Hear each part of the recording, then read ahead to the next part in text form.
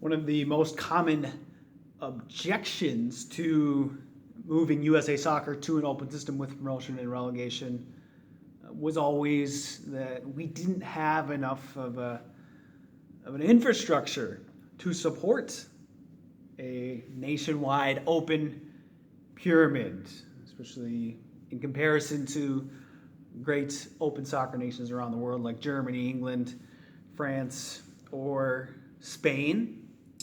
But now here we are in America in 2018, even in the last 5, 10, 15 years, we've made great strides as far as facilities at the highest levels of our sport. And we are to the point where we are bidding for one of the most extravagant World Cups ever in 2026, along with Canada and Mexico.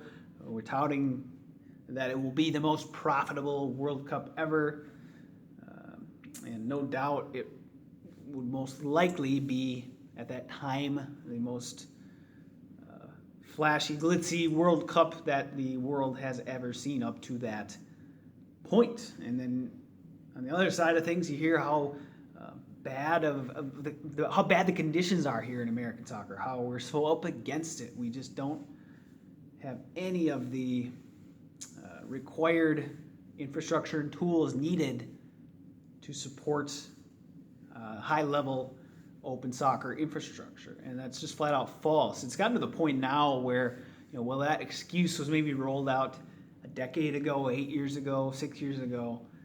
That excuse has almost gone by the wayside at this point, because we can no longer deny that America has everything needed, from its potential open soccer first division all the way down into the lower tiers. There are plenty of stadiums. You don't need much in the lower tiers. Of course, yes, you want to publish standards for participation in certain divisions, maybe have basic locker room access, stadium capacity, things like that. Make it reasonable so it's very accessible for teams at different divisions. And obviously it gets higher as you get into the higher divisions. So let's say first division, it's just something like 5,000 seats and whatever other safety and locker room precautions you need. That is definitely reasonable and doable. And then as you go down to the lower divisions, let's say we get down to Division 4, 5, you break it down into regional or state leagues, then you say, okay, maybe 1,000 capacity max or minimum, 500 minimum, something like that, with locker rooms. So everything that we need for an open system in American soccer exists already here.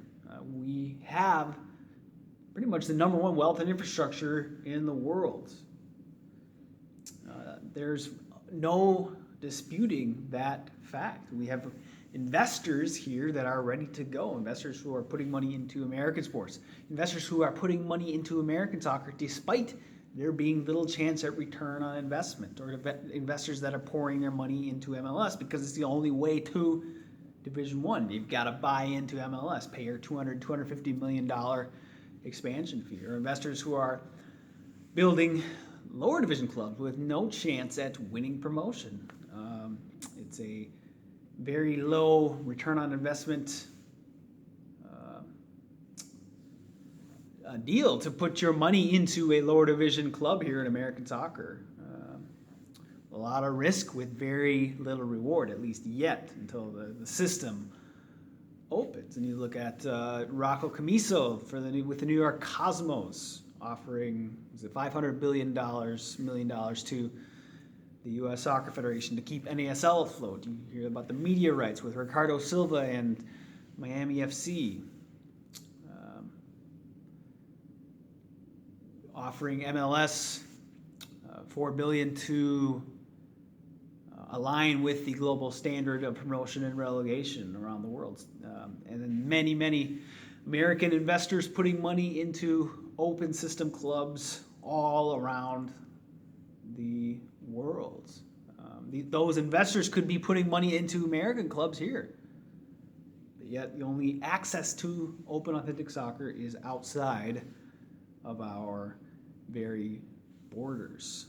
So put to bed the myth that we cannot host an open system for soccer. If anything, it's harder to engineer a closed system here in American soccer. And we're the USA. What accomplishment is too big for us? I mean, you look at a country who sent a man to the moon, who leads the way in multiple global industries.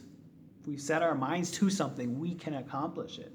And it's no different with our soccer. We're simply shooting ourselves in the foot with bad policy, which is disenfranchising 99% of our builders, innovators, and investors. Of course, when MLS is the only one allowed to flourish, you are going to see a mediocre system because it's only one company competing against no one. MLS has it easy. They're not pushed. They're not under pressure. And here we go. We see mediocre results. So it's time to align American soccer with the rest of the free world. America has all the ingredients to be a great global soccer nation. So if you like this video, make sure to share it out across social media and also subscribe to my channel. And I'll talk to you soon.